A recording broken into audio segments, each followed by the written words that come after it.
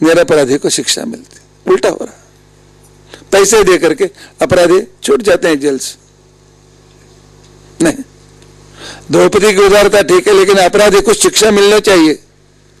कृष्ण और वेदव्यास जी ने पूछा इसको क्या शिक्षा दें। उस समय वेदव्यास जी ने कहा हाँ शिक्षा देनी चाहिए, लेकिन ब्राह्मण को मृत्युदंड नहीं दे सकते। एक काम करो, ब्राह्मणों की पूरी संपत्ति लेकर के उसे राज्य से बाहर भेज देना, यही बड़ी शिक्षा है उनके लिए। इसके लिए इस अश्वत्थामा के सामने पास एक संपत्ति है, उसके सिर में एक मणि है, उसके कारण वह कभी हारता नहीं और उसके भूख प्यास नहीं लगती है। उस मणि को निकाल लो और भेज दो। भीम ने उसे निकाल दिया अपने खड्ग से। उस समय वेदव्यास ने अश्वत्थामा को शाप दिया, पूरा कलयुग समाप्त होने तक, अर्थात आज से और 4 लाख सालों तक तुम्हारा यह जो घाव है वह भरेगा नहीं, हमेशा इसकी वेदना तुम्हें होगी। इतना ही नहीं, उसमें पू हो करके उसका दुर्गंध भी अब तुम्हें सहन करना पड़ेगा। बस घूमते ही रहो पूरे कलयुग समाप्त होने तक। दुस्संगति का फल यह, संग सत्संगति का फल नारद, दोनों को याद रखिए। हमें अपने फ्रेंडशिप किससे बनाना है। हमारे व्हाट्सएप में कौन हमारे मित्र होने चाहिए, फेसबुक में कौन से फ्रेंड होने चाहिए, किसके साथ बात करना चाहिए, किसके साथ रहना चाहिए, किसके साथ नहीं रहना चाहिए। तुम्हारे प्रश्न का उत्तर मिल गया। मित्र दुष्ट है, छोड़ दो, वह कितना भी नजदीक का हो, क्योंकि कब वह हम पर आक्रमण करता है हम बता नहीं सकते। दुष्ट मित्र का प्रभाव जल्दी पड़ता है और वह प्रभाव जल्दी जाता भी नहीं। अच्छे लोगों का संगति से पुण्य मिलता है आहिस्ते आहिस्ते, लेकिन हम छोड़ दें तो जल्दी निकल भी जाता है। इसके लिए भागवत के व्याख्यानकार एक उदाहरण देते हैं। आप जूही के फूलों को एक हाथ में रखिए और दूसरे हाथ में आप लहसुन को रखिए। लहसुन को अपने दूसरे हाथ में रखिए। 10 मिनट दोनों को छोड़ दीजिए। सुगंध 1-2 घंटे के अंदर चला जाता है, दुर्गंध पूरा दिन भर रहता है, क्योंकि दुष्टों की संगति जल्दी लेकिन लॉन्ग टाइम तक। इसके लिए आज ही हमें देखना है कि कौन मेरा मित्र नास्तिक है, कौन मेरा मित्र भगवान की निंदा करने वाला है, गुरु की निंदा करने वाला। आज से उसे अपनी मित्रता से निकाल दो बाहर। जो हमें बुरी बातों के लिए प्रेरित करता है, चोरी करने के लिए प्रेरित करता है, खून करने के लिए प्रेरित करता है, किसी को फंसाने के लिए प्रेरित करता है, कोई दूसरे लड़कियों के पीछे जाने के लिए प्रेरित करता है, उसके साथ संबंध मत रखो। तो इसलिए शुक्राचार्य जी वहां आए। तब शौनकारी पूछते हैं आगे क्या हुआ। आगे पांडव वापस आ गए। आने के बाद श्री कृष्ण ने कहा धर्मराज अभी आप सिंहासन पर बैठो, राजा बनो। यह कहानी मैंने कल या आज सुबह सुनाई है, कल ही सुना है। तो धर्मराज कहता है ये पाप का सिंहासन है, हिंसा का सिंहासन है, हमारे बंधुओं के रक्त से सना हुआ सिंहासन है, मैं राज पर नहीं बैठूंगा। तो कृष्ण ने उन्हें भीष्माचार्य के पास लेकर गए। भीष्माचार्य ने कहा धर्म राजा तुम सिंहासन पर क्यों नहीं बैठना चाहते हो। उसने कहा मैं पापी हूं। पापी को राजा होने का कोई अधिकार नहीं।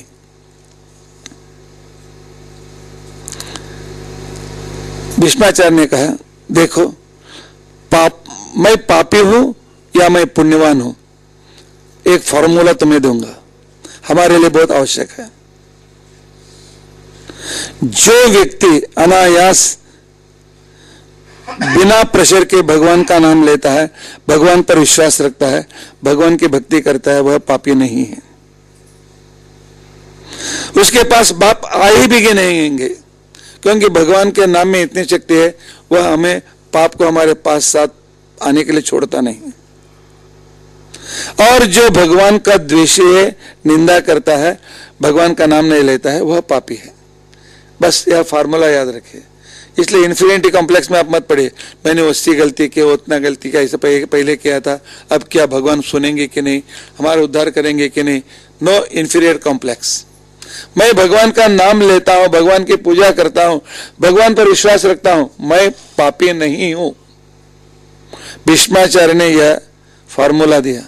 अरे मूर्ख, भगवान के नाम लेने वाला भी पाप नहीं है, तो भगवान कृष्ण सो हमारे घर में है, वही बता रहे हैं सिंहासन पर बैठो, क्या पाप पाप बता रहे हो, छोड़ दो। या तुम्हारे मन में जो पाप शंका है उसे निकाल दो। पुण्यवान हो, भगवान की बात मानो, जाओ सिंहासन पर बैठो। पांडव सिंहासन पर बैठ गए, राज्य करने लगे। 37 सालों तक वे राज्य करते रहे। 37 सालों के बाद उन्होंने निश्चय किया कि कृष्ण तो भूमि छोड़कर परमधाम चले गए, अब हम ही जाएंगे। उन्होंने राज्य में परीक्षित को बिठाया और वे राज्य के लिए निकल पड़े। इससे पहले पांडवों से मिलने के लिए श्री कृष्ण आए, कुछ दिन रहे। जब वापस जाने लगे तो कृष्ण ने कहा, आया अंतिम दर्शन, आगे आऊंगा नहीं, निश्चित नहीं। और वहां के हस्तिनावती के सब लोगों ने कहा, कृष्ण फिर नहीं मिलेंगे, जो भी मांगना है मांग लेंगे। सब कृष्ण के पास आए और सब, कृष्ण मुझे घर चाहिए था, मुझे अच्छे संतान चाहिए था, मुझे वो चाहिए था, मुझे ये चाहिए था, मुझे ये चाहिए था। कृष्ण कहा, ठीक है, तथास्तु तथास्तु तथास्तु। सबके बाद में कुंती आई। कुंती आकर कहता है, कृष्ण तुम्हारा उपकार हम पर कितना है, बहुत उपकार है। बचपन में मेरे बच्चों को विष से, लाक्षागृह से, आग से आपने रक्षा की। द्रौपदी स्वयंवर में आप साथ रह करके उनको विजय दिलाए। बाद में खांडवदान में अर्जुन को बचाया। राजसूय याग में आपने पांडवों को राजसूय याग करने का अनुकूलता कर दी। और इस महाभारत युद्ध में हमारे पक्ष में अर्जुन के साथ रह करके आपके द्वारा ही हम जीत गए हैं। भगवान कितना उपकार मुझ पर है, हम पर कितना उपकार है। स्तोत्र करते रहे। 15 मिनट हो गया, 20 मिनट हो गया, आधा घंटा। कृष्ण ने कहा, फूफी ठीक बंद करो, क्योंकि कृष्ण की फूफी थी कुंती। कुंती वसुदेव की बहन, अर्थात श्री कृष्ण कुंती का, वसुदेव का कृष्ण के पिता की बहन, उसके लड़के पांडव। उसने कहा, अभी स्तोत्र बंद करो। कितना स्तोत्र करते, सब ने कुछ पूछकर, वो कृष्ण वो दे वो दे, ऐसा करो वैसा करो कहा, लेकिन तुमने कुछ भी नहीं मांगा। कुछ तो मांगो। कुंती कहते, मैं क्या मांगू, बिना मांगे आप कब कुछ दे रहे हो, मैं तुमसे क्या मांगू। नहीं मांगते। हम गलतियां यही करते हैं। मंदिर को जाते हो, भगवान मेरे लड़के की शादी नहीं हो रही, जल्दी करो, मेरे लड़के को कन्या ढूंढ करके दो, मेरे पति को प्रमोशन दो। कभी हम आप भगवान के सामने बैठ करके तुमने इतने मुझे उपकार किया कभी बोला? बताइए। मंदिर में जाकर के भगवान आप कितने उदार हैं, मुझे आपने मानव बनाया, मुझे आंख दी, मुझे कान दिया, मुझे हवा दी, मुझे आहार दिया, मुझे इतने दी, इतना देने वाले आप हैं। हम कभी नहीं बोलते हैं, यही हमारी गलती है। हम फार्मूला नहीं जानते, मांगते मांगते जाएंगे तो देने वाला कहता है कितना दूं इसको, फिर भी मांग रहे कुछ नहीं दूंगा।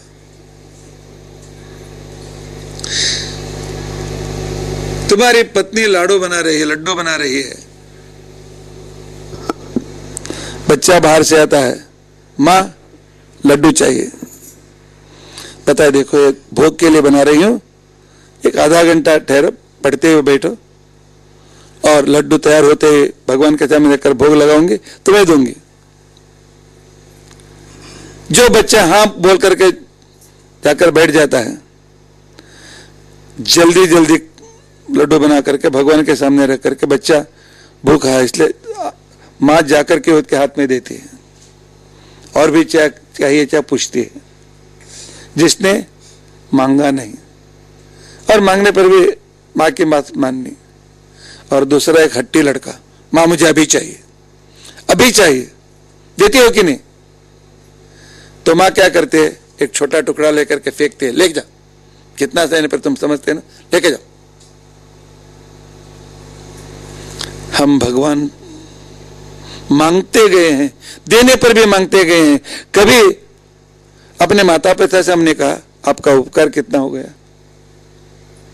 कभी भगवान से कहा आप कितने दयालु हैं, हम पर कितने उपकार कर रहे हैं, आपने कितनी संपत्ति दी, मुझे घर दिया, अच्छी पत्नी दी, अच्छे लड़के दिए, अच्छी माँ दी, अच्छे पिताजी मिले, आप कितने उपकारी हैं।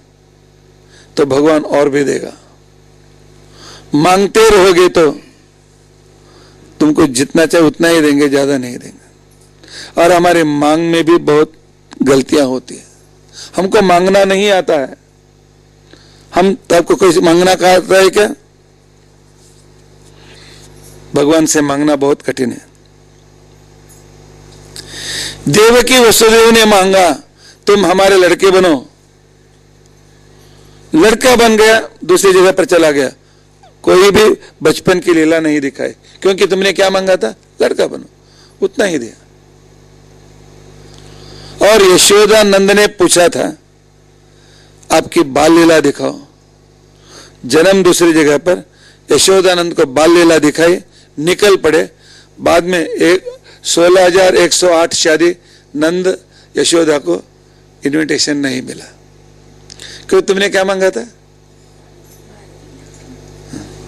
बच्चे दो, भगवान बच्चा देंगे, उससे तुम्हें दूर रख देंगे, कि तुमने बच्चा मांगा था ना, साथ में रहना चाहिए, ऐसा मांगा था क्या?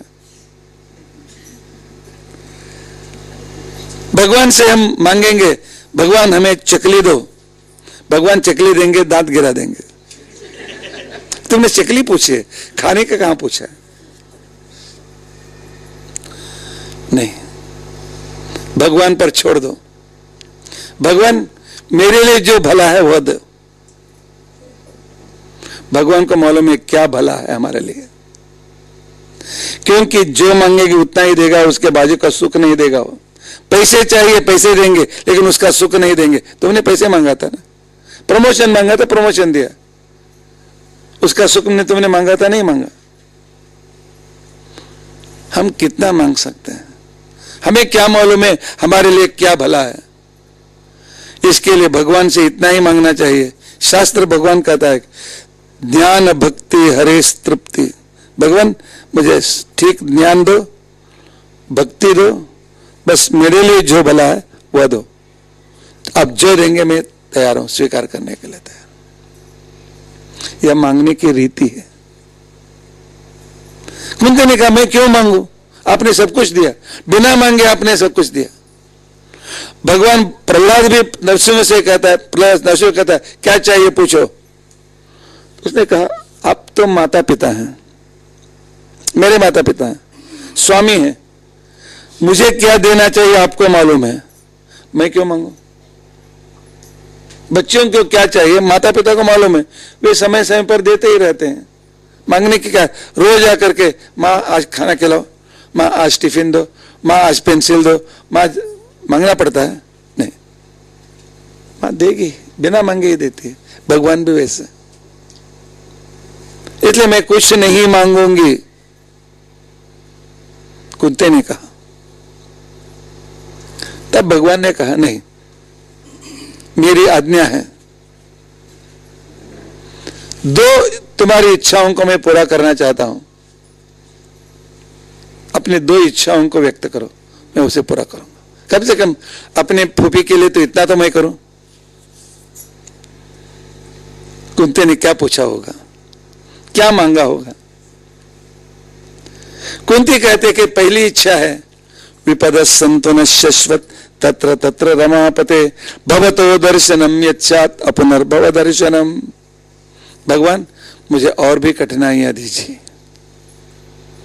पूरे संसार में कठिनाइयां मांगने वाली एक ही व्यक्ति मिलेगी, पांडवों की मां कुंती। कृष्ण ने कहा यह कि उल्टा तुम वर मांग रहे हो। मैंने कहा देखो भगवान, जब हम सुख में रहते हैं आपको भूल जाते हैं, आपकी याद हमें नहीं आती है।